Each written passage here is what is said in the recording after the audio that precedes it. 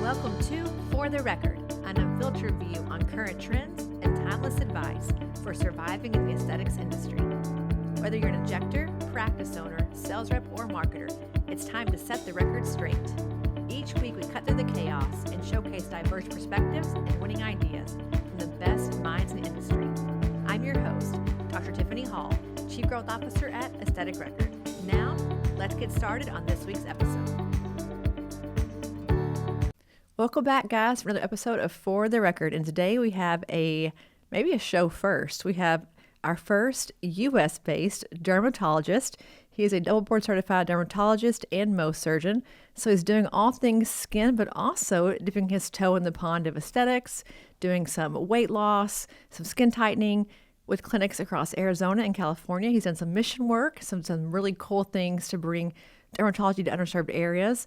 He is innovating with training and education with an incredible clinic and hopefully more to come. But he is the CEO, founder, and the lead dermatologist at Peak Dermatology.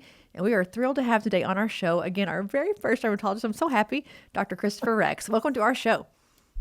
Tiphany, thank you for having me. I'm just glad to be here. And, being someone who is a dermatologist who also loves aesthetics is just great to be able to talk to somebody who has talked to a lot of people and has been in the industry for a while. So honored to be here. Really excited to share stuff about dermatology and aesthetics.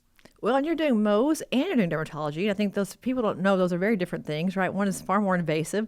You're cutting out skin cancers and doing things that are not so fun, but also the fun part of aesthetics. So you get to really do both, and you're doing things in underserved areas, doing things in Arizona, which is probably a bit more high class. So you're really seeing the gamut of everything. So to start off here, give us an idea of where you came from and how you ended up really at our show today. Like, how did you get to this part in your career?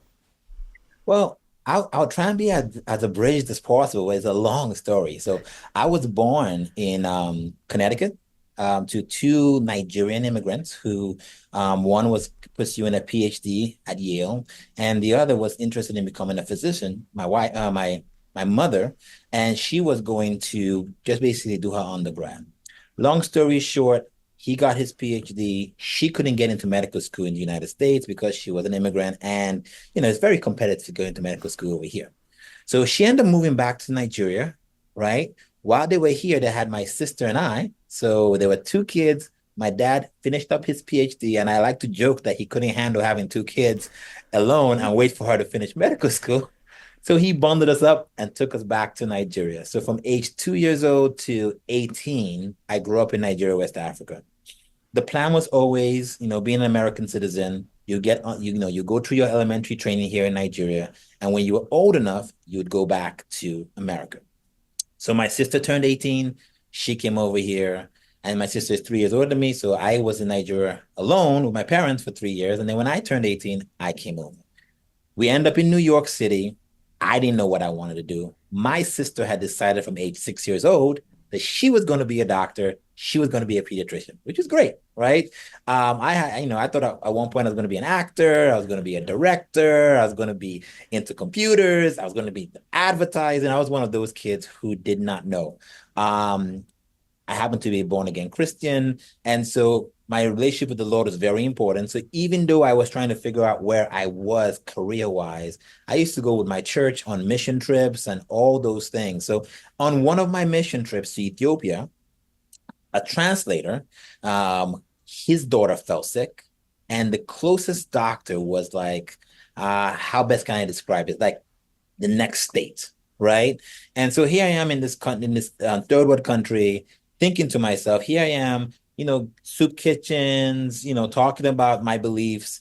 And I got a question, what do I want to do with the rest of my life? And for the first time, I asked myself, why don't I want to be a doctor, right? And deep soul searching, I realized the only reason why I didn't want to be a doctor was because my sister from age 6, my older sister had said she was going to be a doctor, and my mom was a doctor. So here was being like this rebellious, independent-minded person. I'm going to do anything but medicine. Being confronted with that, I decided on that trip, I was going to come back to the United States and I was going to pursue medicine. And so 14 years later, not knowing what field in medicine I would do, I knew I wanted to be a doctor, and I wanted to couple being a doctor to serving the underserved. And so knowing those two things, I'm going through medical school, looking at every other specialty. I did internal medicine rotations. I did OBGYN rotations. I salute all the OBGYNs out there. I couldn't do that. I considered ER. And then I stumbled upon dermatology. And I say stumble, not really. My sister, who wanted to be a pediatrician, when she was going through, she saw dermatology and loved it. But she stayed true to her commitment and said, you know what, I want to be a pediatrician, and went on. So when her younger brother finally came to his senses and said he was going to be a doctor, she had whispered in my ear, she said, whatever you do before you leave medical school, think about or at least shadow a dermatologist. I shadowed a dermatologist. I loved it. I saw the fact that you treated kids, you treated adults, you could do surgery, you could do just medical derm, you could look at slot. It was everything all in a single day. My mind was made up. I wanted to be a dermatologist. And, I happened to be one of the blessed few who made it. It's a very competitive field. Ended up being a dermatologist. Got really lucky to go to California. Everybody thinks of California. They think about San Francisco, LA, Beverly Hills. Well, there's a part of California called the Central Valley, very underserved. In fact, the statistics has it, there are 1 million people for every one board certified dermatologist. I learned about that area and got recruited, went and worked for an underserved for a nonprofit, set up 2 clinics there. And after a year, our visions did not align.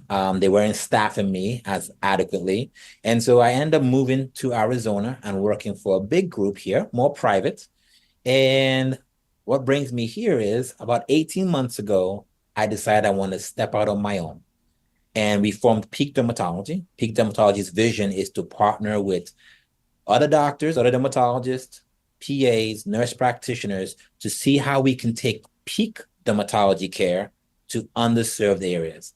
And so I got to go back to Central Valley, California, take over a practice there. I'm working with 2 nurse practitioners there.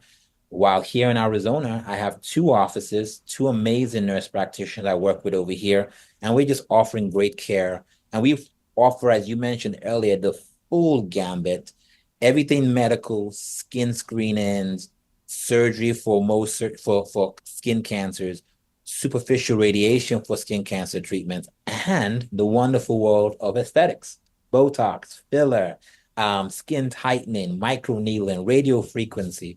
So we get to really have fun in all areas of dermatology. And we started dabbling into wellness because I myself, you can't see right now, but I was overweight, obese. And I sat down with a doctor and I had to revamp a lot of the choices I was making, even as a physician. And it really got me thinking about our healthcare system here, where we many times do sick care versus well care. And so when I opened my practice, I said, you know what, I'm going to shift towards well care. So we do weight loss, we do hormone optimization, everything coupled with the aesthetic. So a little lengthy, but that is the story of me. Well, I think it's interesting because we don't ever think about dermatologists as being sort of multidisciplinary, right? It's like you guys do skin and that's it. I think you're bringing sort of a different spin on it to do things like hormones and wellness therapy, but also all the skin cancer, treatments and things, plus all the aesthetics, plus all the medical derma. It's a lot of things you got going on. You got a lot going on there in your clinics. And You do. you know what we were talking about before this started, that we look at medical spas every day. I mean, obviously we have so many here at the Aesthetic Record, and we think about, to your point, Botox, fillers, all the different things. But these are patients who are in your clinic, if you're a medical spa injector, who need a skincare assessment. They need to have somebody checking their skin, looking at them. How often are we thinking about that with patients who come in for, aesthetic treatment, saying, gosh, you're not going to your dermatologist regularly. Well, let me do that for you to at least give you a skincare check. And then I know who to refer you to, what could be an issue. Do we need to go, is it an emergent kind of thing? Is it quick? We have to get you in. We are not doing, I think, a great service to our patients because we don't think about that. Like I can tell you in a med spa, I've been to a million of them. No one ever looks at me and says, gosh, let's look at your, do your mold check. Let's do your skin check. They just don't do it. And what an opportunity we have, because skin cancer kills a lot of people still. It's a very big thing. It's a huge issue for all of us, especially my age. We were all sun worshippers when we were kids. We never used any sunscreen. We didn't think, we used baby oil on our skin laid out in the sun. but we need to have someone who keeps us in check, who keeps us like on target and compliant with like getting those things looked at every year. And so, how can we like work together with dermatologists in our communities to say we need to be working with each other to help our patients get the best care and get it quickly so that we don't have these things turn into really long term, cancer issues. You couldn't have said it better, Tiffany. I mean, if you think about it, I think it's a lot of territorialism. Hey, you know what? There shouldn't really be this battle between dermatologists and med spas. I think there should be a sharing of knowledge. I think the biggest fear in most industries or people or practitioners, I would say plastic surgeons, dermatologists who offer aesthetics as well, is that patients would be getting inferior care, which is not always the case. There are individuals out there who do not get the adequate training needed to do certain things. But there are people, I mean, I've been the medical director of two medical spas that I didn't own. And one thing I liked about both of them is that the owners were really interested in making sure whoever was doing the injecting, whoever was firing the laser, got trained and were adequately supervised. And so having a marriage where there is a partnership so that the things that you're talking about don't get missed out upon. The reason why most med spas would not look at a patient's skin, maybe they don't even have the knowledge. And they could have the knowledge if they had a dermatologist who would partner with them and say, hey, why don't you come over? Why don't we spend an hour, 2 hours, at least give you the basics, which I know we talked earlier before we started. We'll talk about some of those things. There's some basic things that you can use to analyze spots that you see on the skin that should trigger you telling your patient, hey, I may not be qualified to tell you what this is, but I do vehemently say you should go see a dermatologist. And in fact, if that partnership exists, you could give them a card and say, hey, call Dr. So and so or call this practice. They know me, right? They'll get you in as quick as possible because they know that we have an understanding of what kinds of stuff I would be sending them. So partnership, realizing that the world is abundant, that no one is stealing, it's not a zero-sum game. And if we all work together, we can give our patients or our clients great care. The world is abundant. I love that. And it in our industry right now, it's so abundant. It's almost too abundant, right?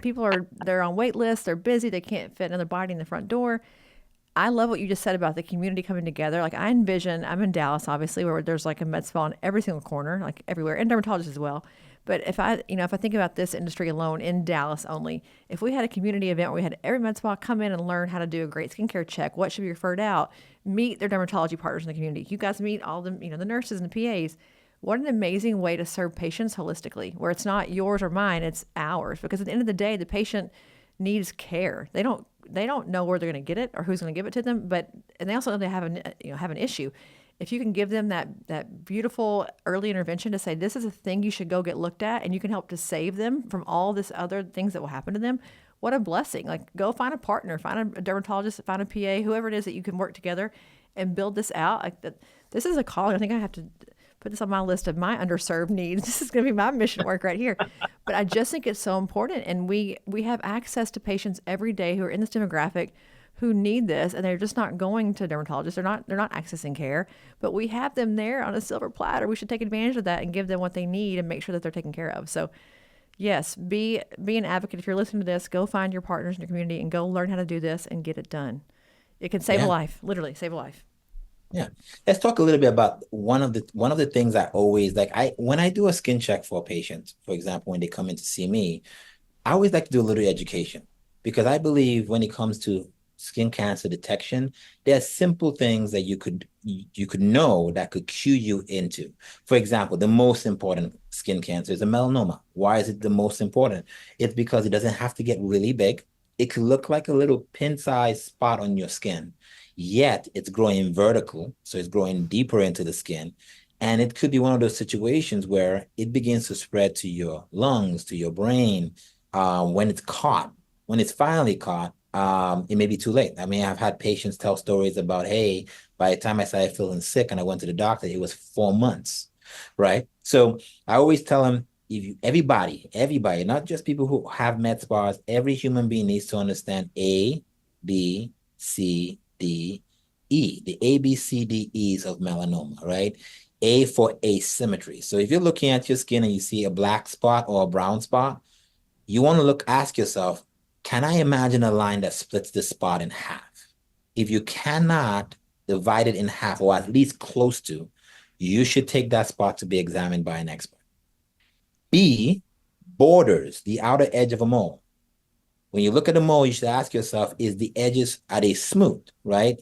If they're smooth, I always say a mole should look like someone took a Sharpie and put a dot on you. Nice and smooth edges. If it looks like a map of a country or a state, wavy edges on the borders, take it in, get a second opinion. I'm not saying it's automatically a melanoma, but that mole should be checked.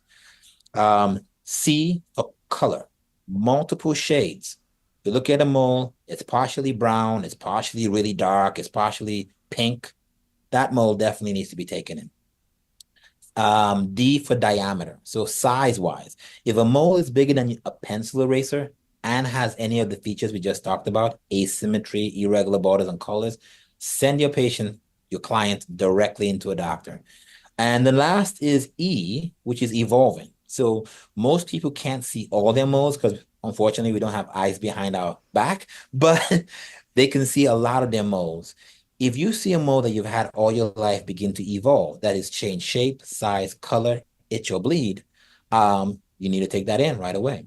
So just simply being an esthetician or an RN or an NP involved in aesthetics and knowing A, B, C, D, E, when you're working in a particular area of your patient or your client, you just say, hey, look, you know what? A, B, C, D, this is missing B, or this is irregular. I think you should go see your dermatologist. And I hear it a lot. I don't like doctors. I don't want to go in. So I'm going to give you an example of what will likely happen that you could explain to them what a dermatology visit would entail for that particular finding. If you sent them in, to get in, the dermatologist will likely say, hey, let's look at that spot. Or if they're really great, they'll have them do a full body screen. So they'll go from head to toe. That's simple. There's no cutting, there's no injecting. They get all their moles examined by somebody who, as I say, in dermatology, you learn dermatology by seeing miles and miles of skin. So I've seen miles and miles of skin. When my patients ask me, so why do you know that's normal? I'm like, miles and miles of skin. So send them in. They're going to get a look, just basically looks. Worst case scenario, we would need to take a sample of that spot, which a little pinch with a little lidocaine, we'll remove all the pigment, we'll send it in, it will get examined by a pathologist. They would have peace of mind that it's not a melanoma, or if it's a melanoma, it was caught early and they get to live. You saved their lives. Yeah, it's a win-win. I mean, it's never a win to go have anything cut off, but to find it early and know that you're going to be okay and that someone's looking out for your care, I think is huge. And Yes. if you've ever seen a Mohs surgery, it's pretty invasive. People have like major things cut out of their faces. Like nobody wants that. If you're coming in to get Botox and filler, you obviously don't want to have a big scar on your face. I mean, Khloe Kardashian had it recently. If you watch, I'm sure you don't, but if you watch Keeping Up with the Kardashians, she had a skin cancer removed and she had to wear a Band-Aid on her Really? face for like 6 or 7 months. And it was still, I think she actually still might wear it even now. It was a pretty big thing because she'd ignored it for months and months, too long. And then, it had to come down to like, we have to cut it off now, cut it open and do the whole thing. I want to avoid it like the plague. Like I don't want to do all that. I want to have my nice skin the way it looks now and have my procedures. But then I have to be responsible for my care, right? Responsible for going and having a check as a patient. But then to have someone remind me of that as often as I'm getting my Botox to say, go get your skin checked is also very helpful too. I think there's a part of it we have to all kind of work together as a community and get this thing done. But if you've ever seen it, you don't want it. Trust me. I used to watch it a bit when I was in a prior life, and I don't want to ever have to have that done. So go get your skincare Well, checks. Well, why don't we segue into this? For example, I don't know what kind of cancer she had, but we just added new technology to our practices, both in Arizona and in California. It's called superficial radiation therapy, basically SRT for short. Superficial radiation therapy, it's old technology in the sense that it's X-rays. X-rays have been around for over 100 years. But this cool company called Census has figured out how to harness the power of X-rays to treat not melanomas, but non-melanoma skin cancers. We're talking about the basal cells and the squamous cells. If you have a basal cell or a squamous cell on your face or on a location where you just can't imagine having a scar, it is as simple as 10 to 15 5-minute treatments where you use these X-rays focused on skin. right? Everybody, I said superficial radiation therapy, and many times my patients get hung up on the word radiation. Oh my gosh, right? There are many kinds of radiation. The radiation most people know when it comes to to cancers are what is used to treat breast cancer or what is used to treat prostate cancers. That's a different kind of radiation. That's firing electrons through the body to get through the skin to the cancer. And many times those individuals end up with skin that doesn't look really good afterwards. For superficial radiation therapy, where we use X-rays, I've treated patients where you can't even find where the treatment was done. It's so skin sensitive that it only goes skin deep, takes care of the skin cancer, and you end up without a scar. The one minutia is if it's on a hair-bearing area, like if it's in your scalp, you likely lose hair in that area. But if it's on your face, if it's just plain skin, it's wonderful. No scarring, no injections. I have patients come in, you get treated with a 5-minute treatment, and they're out playing golf right after. So it's something to think about if you didn't know it existed. Well, and I've never heard of it before now. I mean, I'll be honest. Are you one of the few people who are doing this? Is this in other parts of the country, or is this like a thing that you're kind of helping to pioneer? I wish I could say that. So superficial radiation, as I said, it has been around for over 100 years. It's a very cool story. I got to speak to the president of the company. It's actually a publicly traded company right now. It's Census, Sensus. He and his father started this company and brought this technology here because his grandfather had to have several Mohs surgeries. And his grandfather was an assistant living, and he hated having to get these cancers cut out. And so father and son said there's got to be a better way. And they started doing some research. They found this technology all the way in Israel and basically brought it to the United States 16 years ago. And they have been partnering with dermatologists to bring this into the dermatology field for the last 16 years. And just, I mean, I encountered it about 7 years ago, but I wasn't in a decision-making capacity for it. And so both places I worked at wouldn't bring it in. Finally, the last place I worked with brought it in. I got to see some of the results. It was perfect. And so when I opened my 3 offices, that's how I got to meet the president. I'm like, look, even though we are a small fry, we just started out. I want this technology available. I'm a board certified dermatologist, so most surgeon. So most people say, hey, most surgery, you have to do surgery. I like to think, give your patients all the options. There are some people who want to come see me. They want to get the cancer cut out same day and they want to go home. And there's some patients say, oh, look at my beautiful face. I've been doing Botox. I've been doing filler. I've got my micro needling. It's beautiful. I don't want this cancer on my face to ruin it. So they're willing to come in and spend 5 minutes 2 times a week, get zapped in that location and get rid of their cancer. So I wanted that definitely to be brought in. So we launched it a couple of months ago and we've had over close to 100 patients and they're all satisfied, all happy. And in some cases, you can barely see where the cancer was. Boy, it's come a long way from having the big scars and people cutting things out. I mean, I think about that all the time, how novel and just the evolution of everything happening in medicine, especially think about exosomes right now, PDR and all these things that we look at in aesthetics thinking, oh, these are so fun and so like, aesthetic things. But they're also Yeah. important for like, mapping, they're looking at mapping your cells and genes and gene therapy and all these different things that are really cool and very intricate that are working both for aesthetics and for actual like true medical needs. I can envision this having lots of other opportunities for advancement, even like in the aesthetics, like remodeling of the skin kind of space. We'll TBD that, see what comes next for this kind of technology. But very, very cool. And I think I've not heard of it because people probably aren't doing it around here or they're not talking about it much. And I'm also not a very good compliant patient. I don't go to my dermatologist nearly enough, so I'm probably missing out. Oh, Tiffany. I am the culprit of I'm the maker of my own demise because you get busy and you forget. Hence my issue of like I'm in the medical spa all the time. They should be checking for me because I'm there in the seat and I need to have people look at me and tell me what to do. All right, But you got to promise me after the podcast, you're going to find a dermatologist and you're going to set up for your annual skin check. yes, I am. We work with a company here at AR who's doing this. They offer an insurance benefit to companies to get this done every year. and they offer like some additional aesthetics things as well to get them encouraged to go in and get a skincare check and then get some aesthetic services as one big kind of insurance policy, because it's like whatever it takes to get people in the chair, because the cost to serve a patient with melanoma is far more than the skincare check. Like, you know this, obviously.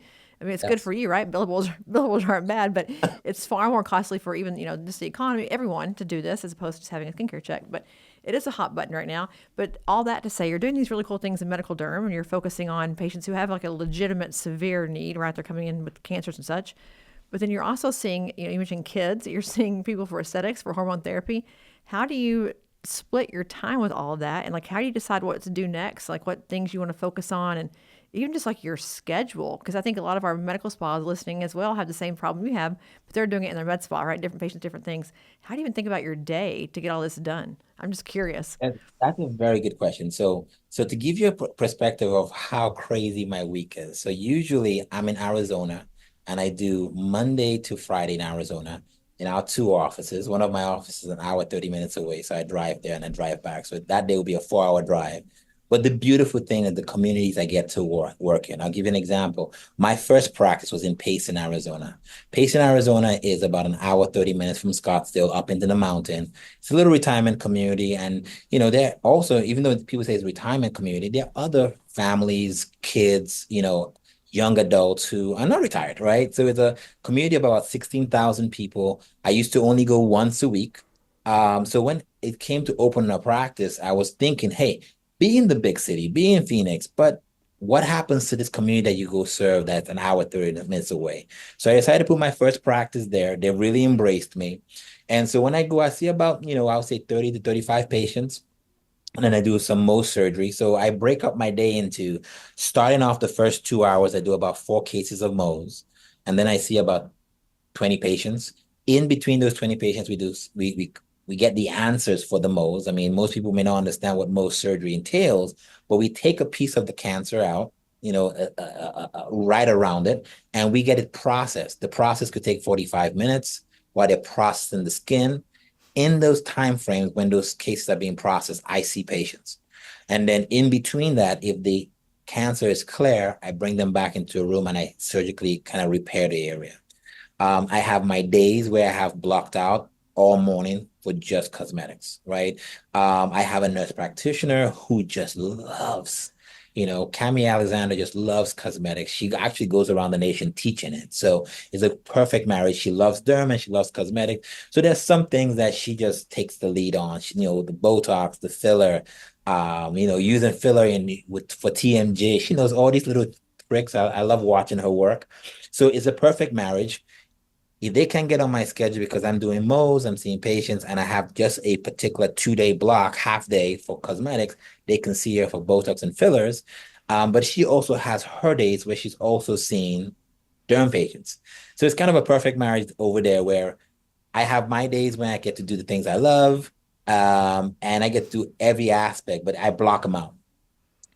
In Fountain Hills, this is the newest office in Arizona. It's a community of 26,000 people. There was only one derm office. And so we came here, and I'm partnering with a young man called Eric Vos. He just joined us, and he is passionate about dermatology, but also he had a history of working about 4 years in primary care. So it kind of dovetails into the wellness aspect, the weight loss, the hormone replacement. So him bringing that background of primary care, and I didn't mention also Cami Alexander had about 4 or 5 years of primary care. So they don't get to lose that aspect of general, how do we keep our patients well, but they come in and they're doing dermatology with me.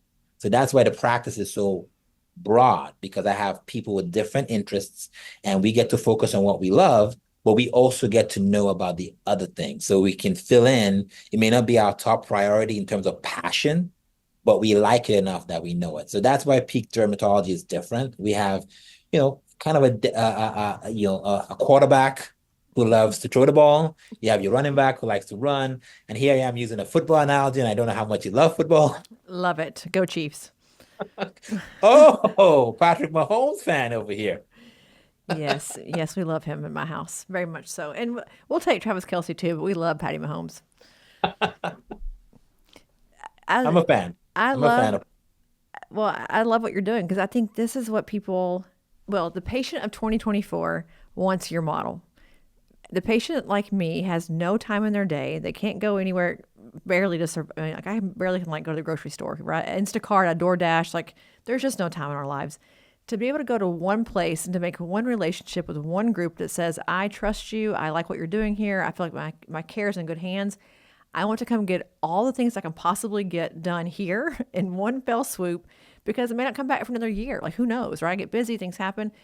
I love this idea that we start to build these wellness centers or these wellness headquarters, if you want to call it that, Exactly. where, Wellness centers. I yeah, like that word. I mean, That's exactly. it's just a much smarter idea, A, for the healthcare system, because we, again, are not going to go. So it's either we do it all together or we just don't go. And I think not going is far more dangerous than going and doing it all in one place. But also because people get to come there and work with things that they love. I mean, people who they have a vested passion in weight loss or in Mohs surgery or in medical derm, but for children, like whatever it is that's, gets you going, you can go do it there because the patient base is probably pretty similar, right? People who come in for dermatology also need aesthetics, things done. Weight loss people need to have laxity issues resolved after that, after it's finished. It's kind of all the same, in a sense, kind of the same group. They all have grandparents or they have kids, one of the two, right? You get the sandwich generation. Exactly. It's just a great idea to think about building an outpost, especially if you're in communities that have no one else, right? You're the kit and caboodle. Gosh, you can see so many cool things in one spot, but also patients who really believe in you and they retain and they tell all their friends, and the referral network, I'm sure, is huge for you because you're their person for everything. Like they come to you for all the things. Like what a beautiful retention model long term too, in addition to all the things that you're able to offer the patient. So I just love this idea. I think in 2025 and beyond, if we have like a medical spa or a derm practice or a plastics practice, it's not going to survive. It has to be a practice in general that you can get many things done for your overall health and wellness in one spot. That's my TED talk today. I like that. I believe what you're saying. And to do that, there has to be an attitude of collaboration, right? It has to be an attitude of, hey, I don't know everything, or I don't like to do everything. I need somebody who just loves this. Because when you love something, then you'd go the extra mile to really invest in learning how to do it. And so you can offer such higher level of care to your patient versus you're just doing it for a paycheck. So that's what I love about this particular model is I get to partner with people who just love what they're doing, and they may not like, in every area of what we're doing. For example, as I said, Cami likes derm a lot. She loves the cosmetics, right? I love derm. I love surgery. I like the aesthetics. So it's like, okay, hey, you know what? You want to do all that. If they can't get in with you, they can come to me. So that collaboration needs to be there. And I hope that most practitioners, whether they're in med spas or they're physicians, look out in their community and say, hey, you know what? I want to add that business model to the business I have right here. How can we create a win-win situation where we work together and we don't feel like we are losing out to each other? We can both kind of gain from this patient base. Well, that's what I never really understood. And since you are a core physician, everyone loves to use that word, the core physicians. In my mind, the most beautiful relationship would be a plastic, a derm, and a med spa all together.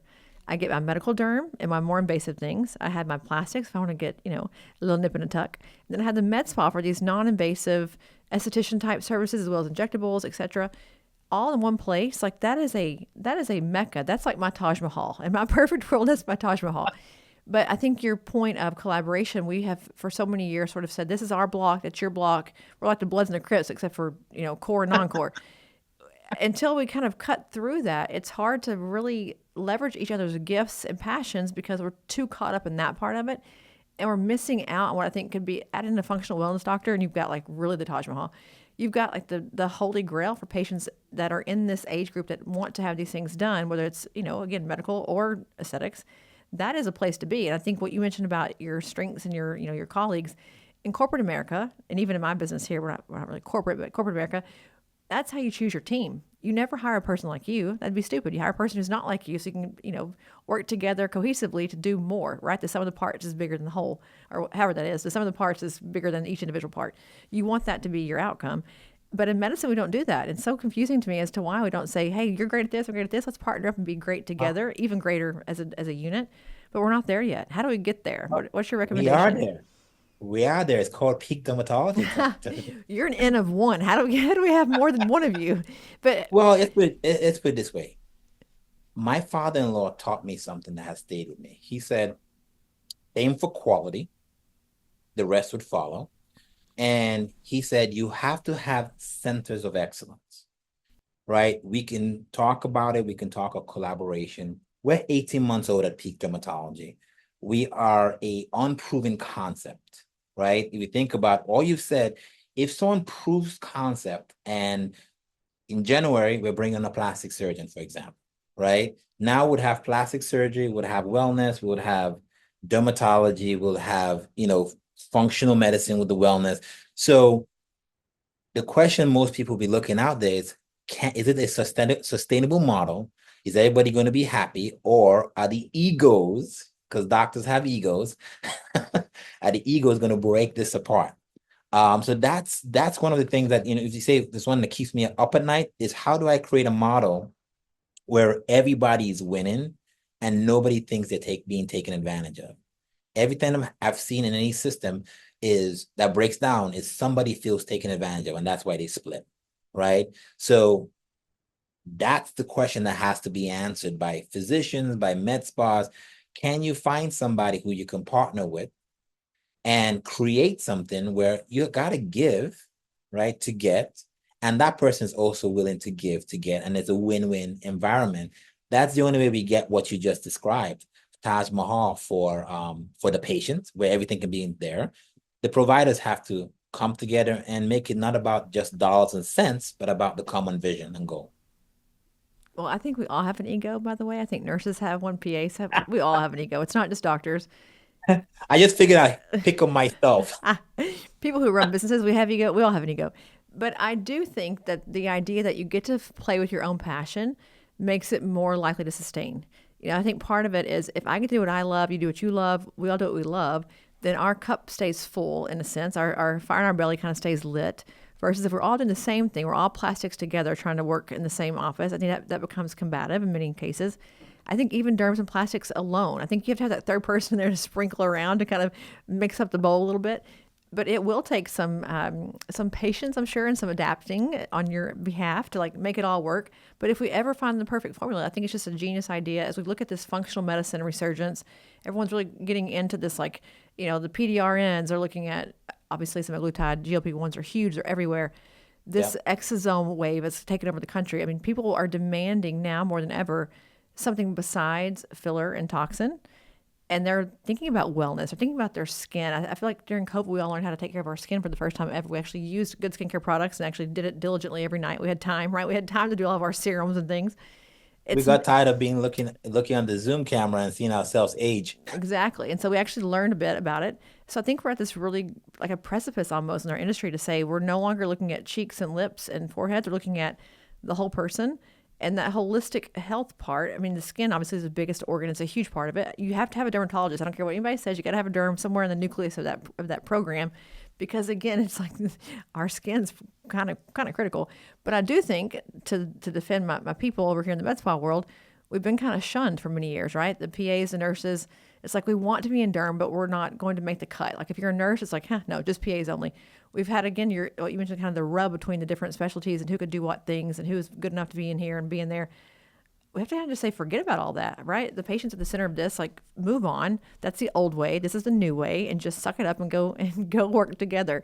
But easier said than done. So I don't know if you go to conferences and you hear things on your end from the dermatology world, but how do we break that barrier down and say let's all work together and let's let nurses and PAs and derms and plastics all harmoniously live together in our little aesthetics world? How do we do it? I the biggest question, I mean, if you want me to be plain and be honest, Yes. well, it comes down to the green. It comes down to the money, right? If you think about it, it comes down to the money. And unless doctors, PAs, nurse practitioners, RN can figure out the money, they don't want to work together, right? It's like, how can you come down? I always tell my team at Peak Dermatology, it's like, I want to work with people who have a healthy relationship with money. Because if you Oh have a my healthy gosh, relationship, say that again. I want to get a tattoo of that on my forehead. That's wonderful.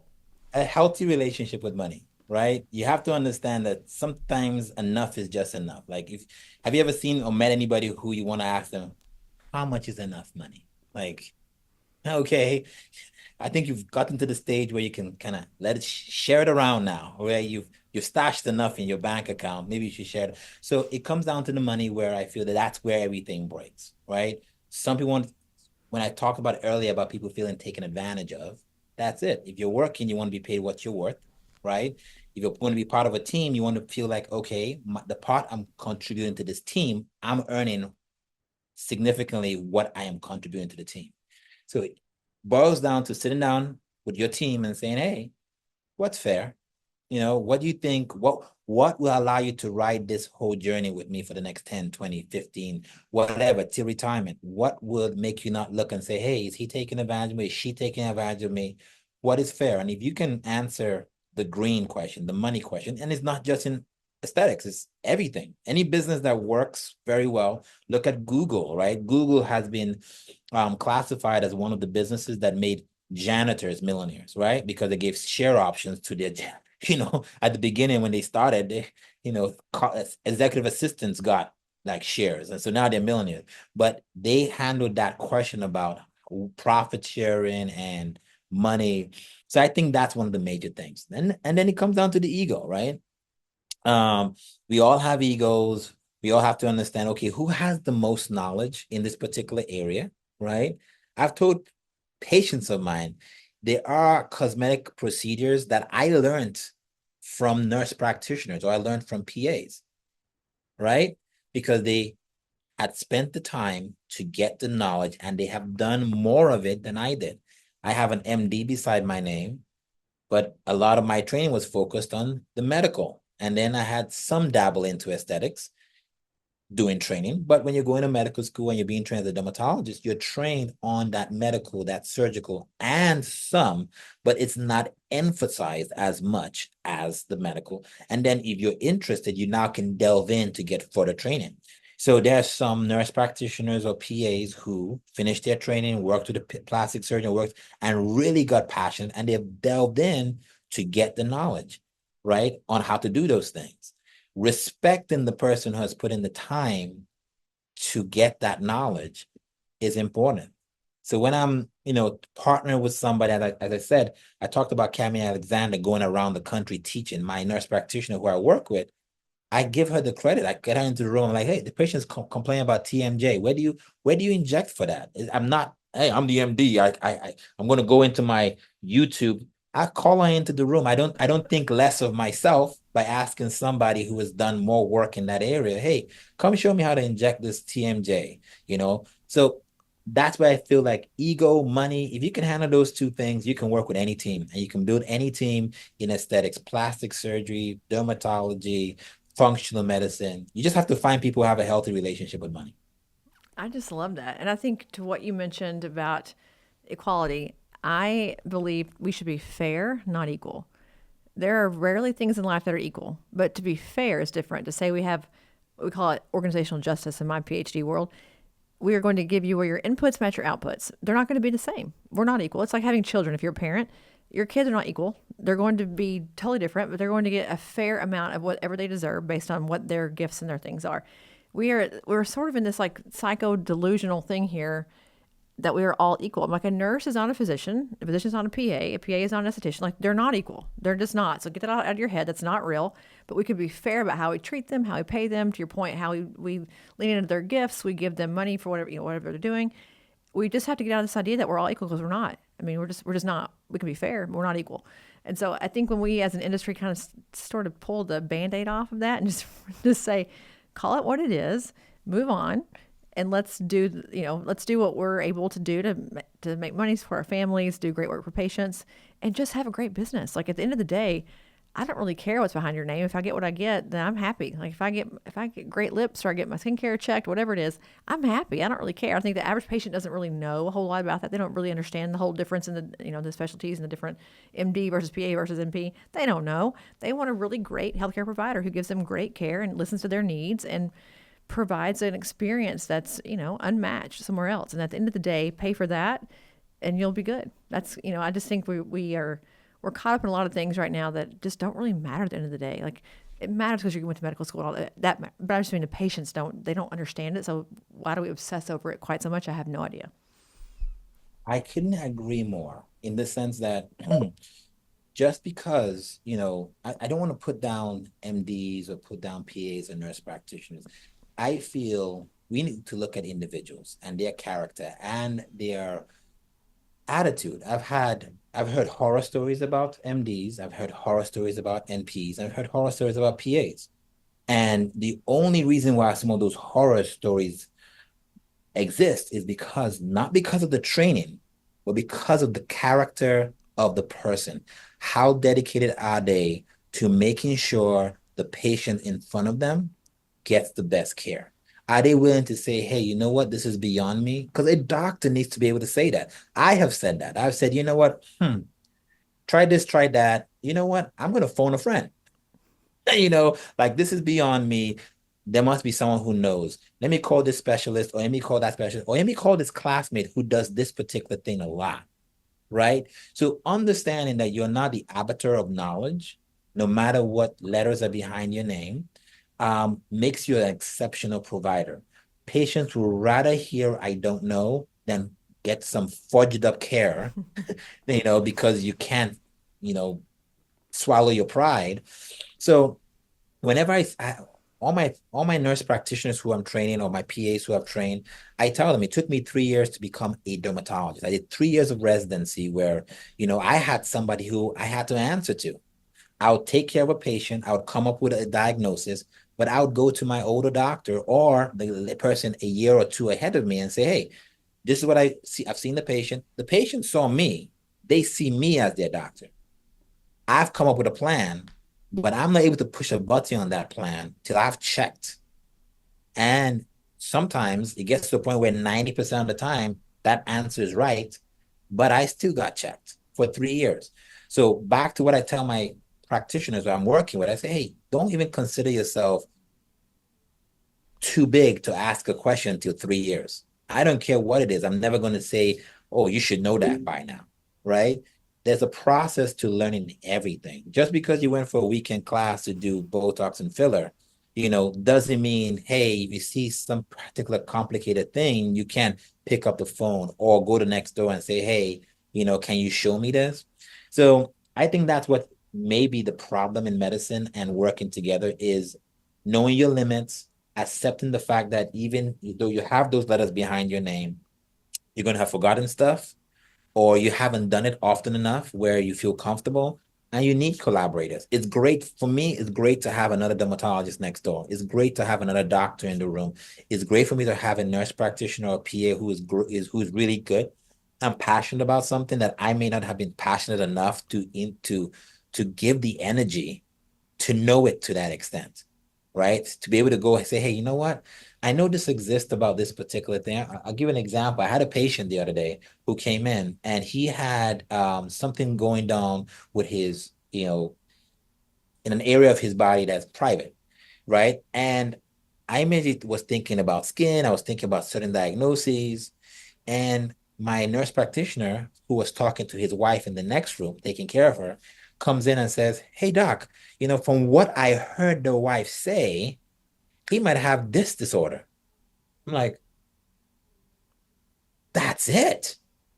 Look up the antibiotics for that. We're going to give him the antibiotics, but we're still going to to that collaboration where you have, it wasn't like, oh, well, I'm the MD. So even though I know you're right, it's like, wow, I didn't think about that. So the letters behind the name doesn't equal you have all the knowledge at the time. So it doesn't matter. NP, PAs, MDs need to realize you want to work with passionate people who are active. Yeah, just fine. I love this idea of like the team healthcare. I think part of it too, if you have even in a medical spa, let's say you just isolate that. If you have an esthetician, you have a nurse injector, you have a functional medicine person, you have to work together to say, okay, I'm doing this thing, you're doing that thing, I'm doing this thing.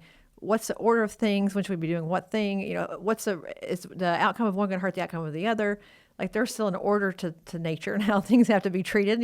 There's still things that have to kind of work together and collaborate. Like you just have to inherently collaborate as your practices grow more and more inclusive of different things. You won't have a choice because your functional guy needs to know what your derm's doing, who needs to know what your, the surgeon's doing. Like it has to kind of work together. So I think inherently, as we grow this model, this more like an incubator, if you want to call it that, it will happen just because it has to happen.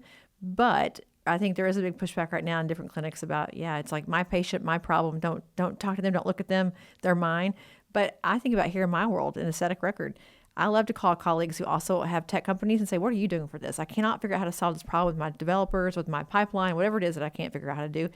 You also have the same problem every day. How are you solving it? Because if he's like, I don't know how to do it either, great, let's figure out what we can do together to get to the answer. Like, I've tried this, it didn't work. You tried that, it didn't work. Great, let's not each try that thing and find a new way. I think there's just so much to learn from your colleagues. And I think in regular medicine, you guys do that, like in medical, true, like medical derm and things, that happens far more often than it does in aesthetics. We don't do it here, and it's crazy, but we should be doing it here more often. And I think we're kind of getting there. I think that this collaboration community idea has really caught on in the past 3 or 4 years. So give it another 5, maybe, and we'll really get Hopefully. there. Hopefully, maybe 3. We'll get there eventually. But it kind of leads me to another thought about you. As you do liposuction, you do face tight, body tight, some things that might have historically been thought of more as like a plastic surgery kind of thing. A lot of derms do this, I know, but give me an idea of how that works in your practice, because I would never think about going to my derm for liposuction, but I know that many of you do, and you do a beautiful job. How does that fit into all the other things you have going on? So for a little known fact is when it comes to liposuction, the person who came up with the tumescent, the liquid that's actually used for liposuction for awake lipo, he was a dermatologist. His name is Klein. That's why it's called Klein solution. And the liposuction society that was bought by the Plastic Surgeon Society, little historical fact, there was a liposuction association, contained every kind of specialty who was interested in liposuction. It got bought over by the plastic surgery group, and has been heavily done by plastic surgeon. But the history doesn't make it one specialty. Now, any doctor who is interested in a particular area, just like most people think that when it comes to Botox and fillers, is just a dermatology thing. The individuals who found out about Botox were ophthalmologists, the carotids. They were treating laxity in the eye, injecting Botox, and they found out that wrinkles went away. And they went across the nation teaching people, these are eye doctors, about Botox. So a lot of times the history gets forgotten, and all these imaginary turf wars begin to happen. I stumbled on to liposuction by going to an event by Alma, where they made this machine called Beauty Fill. And looking at what kind of volume loss some of my patients had, it was just interesting that you could extract fat and fill those areas where you could, the amount of money they would have to spend to get filler to satisfy what they would need would be astronomical. So that's how I kind of got interested in it. And from doing filler lipo for that, it kind of segued into me learning how to do lipo for the stomach, lipo for the underneath the face. And so it was kind of like an unplanned fellowship in liposuction. So I kind of stayed to particular areas that I have learned and I really love to do. Face tight and body tight is a situation where they marry liposuction and radio frequency for sucking out fat in the face over here, the double jaw, and tightening the skin. That's a whole nother podcast talking about, radio frequency and liposuction, but we love it. Face Tight and Body Tight was founded by a company called InMode, where they supply you with the machine for the radio frequency and the tightening of the skin. But guess who supplies you with the machine for the liposuction? Klein, which is a dermatologist office that, he basically has segue into making liposuction utilities and stuff. So it's little known fact. It's almost like the lobbyist. Like whoever has the best lobbyist is the one who goes down in history as like the winner. It's almost like this. Whoever bought the society last is who gets to do it. But I have many friends who are derms that do liposuction all the time. They do a beautiful job. It's just not really thought about. People just don't think about that as like a thing that you guys do. But I mean, to your point, a derm came up with it. It's very, very common. And I think dermatologists too have a unique idea of how the skin should look when it's finished. I hate to see someone with botched lipo. It's like my number one thing. Like, oh, to think it's a botched job that you paid money for and it looks terrible. It's just so disheartening. And I think they're probably in really good hands because you guys don't want to see botched skin either. It's like the place to go is to your dermatologist. But, with weight loss and things as well happening right now, I know you're doing GLP-1s. It's a big part of everyone's movement and their practices is looking at laxity, looking at things happening to the skin, loose skin, crepey skin, like all the things, even like having a baby. I mean, if you've ever had a baby, it's like the same thing as when you've had GLP-1 and lost a lot of weight, right? Your skin needs to like bounce back and all these things need to happen for you to look great. Otherwise, you're just skinny fat with all this like really gross loose skin. And that's our next epidemic, I think. I mean, that's our next, if you've lost 100 pounds, when you said you were obese at one point, if you lose 100 pounds, you got a lot of skin there. How do you help us solve that problem? Because I think that's the next big foray is what do we do about that? Is it face type, body type? What can we do as an aesthetics professional somewhere looking at our next procedure that we should take on? If that's it, what should we be choosing out of Well, it our really depends on the location. So if it's underneath the neck, definitely microneedling with radio frequency will tighten it. The face, definitely Morpheus 8, which is also a version of microneedling with radio frequency. Face tight, body tight are also good procedures to think about. Um, so yeah, we do see it. I have patients who complain about it. They see that the face is getting nice and sunken. I would say face, Morpheus, neck, um, face tight, and then the stomach will be body tight. are you using any biostimulators anywhere to help with that also? Because I've been hearing a lot about them doing it in the stomach along with microneedling, the RF microneedling, and some really cool ways of using like a Sculptra or an HD radius. Are you doing that in your practice right now? Doing anything with biostimulators? Biostimulators, I love radius. So I've been doing a lot of radius. Radius, we haven't used a lot of Sculptra. I used a lot of Sculptra during my residency, but radius has been kind of my go-to to open my practice. Yeah, people kind of pick a camp, right? They pick a camp that they want to live in, and they kind of stay there. It's Also, really, I mean, also go a cool ahead. reason to have lots of people in your practice who love different things because you get exposed to different products, different different specialties, different loves. Like I love this kind, you love that kind. I think it gives you a good variety of what you want to kind of use in your practice long term. So I'm sure that you have a different opinion than probably your staff about what you love, what they love, and so probably getting Oh to yeah, try different things. my aesthetic manager is the one who kind of uh makes sure that, hey, you know what, this is the newest thing that we're really doing. A lot of patients are asking for this, so we kind of like try and kind of cater to them if it fits into the budget. That's another thing. You can't carry every product, right? It's impossible unless you win the lottery to carry. You can't get the discounts, right? You can't get the discounts, the volume buys that you need to make it all work. But looking at your next big thing, obviously you're 18 months into this. You're going to have to, do a good few years to really cut your teeth and get it all, I'm sure, built out the way you want it to work. But what is your next big foray, and what's next in your path as you build our Taj Mahal for us in the industry? What's on your docket in 2025? Well, the docket would be really bringing on plastic surgery, one. Two, just making sure, I would love to foray into telemedicine, making sure that's, we're reaching more patients who are farther away who can't come into the clinic. I believe that those two things, I'll be really happy, get my nurse practitioners really comfortable, really happy with dermatology, and I'm just putting the systems needed so that patients have an excellent experience on the different arms of things that we're doing. Yeah, and then how do you scale that? So you're in multiple locations. How do you bring the magic that you build in one location to the next location? Because I think that's the most challenging. To do it once is like pure luck, right? Lightning striking. But to have it strike twice is even more shocking. So how are you going to do it in two places, or three, or four, or 10, or however many you have? Well, it's about vision, right? It's about having people who embrace the shared vision of excellence, peak care, and bringing those people involved and having a nice management team that kind of can continue to foster that. So I'm not saying it's easy, but it's the same thing about any brand is how do you make sure you have like-minded people and people who encourage those kind of people to grow in your company. So we are, I think, 30 strong now, and it's really just getting everybody to buy in and anybody who adds on to that, embracing the culture that you're creating among your team. And have a good relationship with money. That's my takeaway. I love that from this podcast.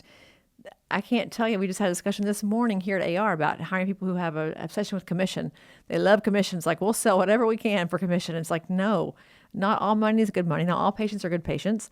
You have to have a healthy relationship with money so that you don't bring in things that don't serve you long term, right? Don't serve your practice, don't serve your vision long term.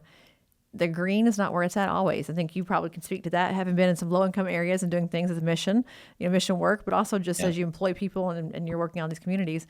Not all money is good money. It's just not. I believe You- that wholeheartedly. You're perfectly right. Tiff, it's been just a wonderful, wonderful experience talking. Yeah. I have my team over here telling me, you got patience, Yeah, doctor. same.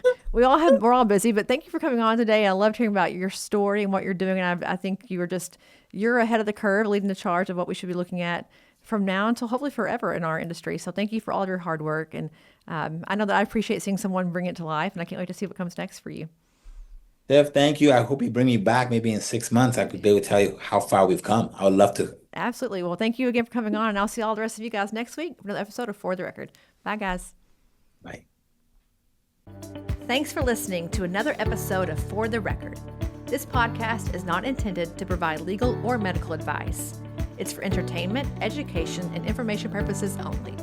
For more information on this week's guest or to get started with Aesthetic Record, email us at info@aestheticrecord.com. Be sure to tune in next week for more fresh perspectives on disrupting the status quo and surviving in the aesthetics industry.